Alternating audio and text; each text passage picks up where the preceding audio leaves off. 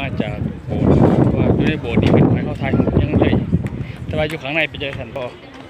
โอ้สวยสดงามมากสวยเนาะเป็นสถาปัตย์ที่คุณค่าเป็นจุดรวมกำลังใจให้ชาวฟิตอีกประเทศหนึ่งได้เป็นอย่างดีเขาไปเหมือนขังเนาะ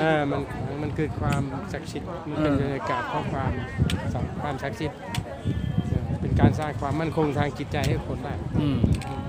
ในการที่จะยึดเหนี่ยวเพื่อนำไปสู่การดำเนินชีวิตของตัวเองให้ประสบผลสำเร็จเมื่อเราทำธุรกิจแล้วเรามีความมั่นคงทางอารมณ์มันสามารถที่จะทำอะไรก็สำเร็จแมนครับมันต้องมีอย่างสักอย่างหนึ่งที่เรามีความมั่นคงดิ่งในจิตเนาะจิตแมนมันต้องมีเครื่องแบบแกนสารของเป่าเป็นแกนหลักครับชีวิตของเราถ้าตามหลักของเราเรียกว่า4คนหามดินน้ำลมไฟเป็นตัวหามชีวิตเราไป3คนแห่ถ้าเราจะรู้ว่าสิ่งที่อยู่ในโลกมันมีความเป็นอนิจจังทุกขังอนัตตามันไม่เที่ยงมันตั้งอยู่ระดับมันไม่มีอะไรเป็นของเรามันไม่ใช่ตัวไม่ใช่ตนเพราะนั้นสิ่งสำคัญคือจิตเพราะจิตเราจะไปดีหรือไม่ดีมันนำเอา2อย่างไปบุญกับบาปครับ2 คนนั่งแคร่2 คนนั่งแคร่1 คนพาไปเพราะนั้นชีวิตของเรามันก็จะพาไปได้2 อย่างที่เราทำไปนี่แหละเนาะแค่นั้นเองถ้าเกิดขณะประเทศที่เขาเจริญที่สุดในโลกต่างที่เขาไปเนี่ยเขาก็ต้องมีบอลพึ่งพาทางจิตใจพึ่งทางจิตใจข้าสารบุได้ดิไม่ได้เพราะว่าแกนหลักของชีวิตจะไม่มีเนาะเพราะจิตคนเรามันไม่นิ่งแต่ถ้ามีอะไรเป็นตัวยึดเรียกว่าตัวควบคุมเป็นหลักในการดำเนินในการที่จะไปสภาพนี่หัวใจมัน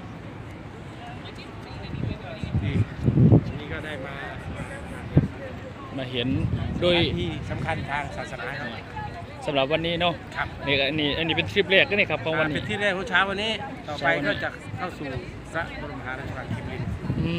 ยิ่งใหญ่ไปอีกยิ่งใหญ่ไปวันนี้ปีเนาะวันนี้ปีแต่เราต้องเตรียมแบตเตอรี่เตรียมเมมโมรี่เตรียมความพร้อมไม่ดีเราจะได้เก็บสิ่งที่เราจะต้องเป็นความทรงจำในโอกาสที่เราได้มีโอกาส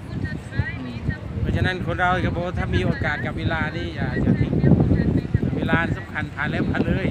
โอกาสเหมือนกันผ่านแล้วมันเลยเรียกกลับคืนไม่ได้นั่นแหละแต่ว่าเขาครั้งแรกที่เข้ามายุโรปในครั้งนี้ที่ว่าได้ข้อมูลจังหวัดใหม่เยอะ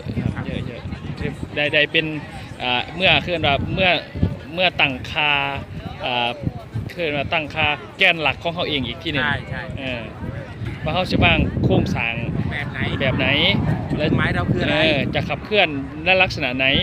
แล้วก็การเฮ็ดธุรกิจอย่างเช่าเฮ็ดเป็นทีมเนี่ยก็คือมันไม่ใช่ว่าจู่ๆจะพูดแล้วมันสิได้ไม่ใช่มันต้องมีแกนหลักแล้วก็มีวิสัยทัศน์ใช่แล้วก็มีความเป็นผู้นำที่สตรองพอที่ให้เขาเห็นว่าเราที่จะไปด้วยกันยังไงตามหลักวิสัยทัศน์นั้นต้องมีนโยบายมีจุดร่วมกันแล้วก็มีนโยบายมีระบบการจัดการบริหารยังไงที่มาแสดงออกให้เขาเห็นแล้วก็ดึงคนเนี่ยให้เขามาอยู่ในเส้นทางเดียวกันอันนี้คือหลักของการนำสำคัญที่สุดคือเราต้องนำตัวเองก่อนใช่ครับเราต้องนำตัวเองถ้าเรานำตัวเองไม่ได้เราจะไปนำทีมนำองค์กรไม่ได้ใช่ครับอันนี้คือหัวใจมันเลยเนี่ยได้ความรู้ในเยอะแยะมากมายเนาะสำหรับคลิปนี้ขอบคุณท่านผอครับสุดยอดครับเนาะนี่นะครับจะได้ข้อมูลเป็นช็อตไปแต่ละคนขายความคิดแตกต่างกันไปแต่ในเพจของเราเนี่ยจะบ่มีเรื่องราวของการขายสินค้าครับไม่มีจะมีเรื่องราวของการความคิดความรู้ดีๆที่จะแบ่งปันให้กับทุกคนหลักคิดครับผมคิดมันจะนำไปสู่การใช่โอเคครับเดี๋ยวเจอกันคลิปต่อไปครับผม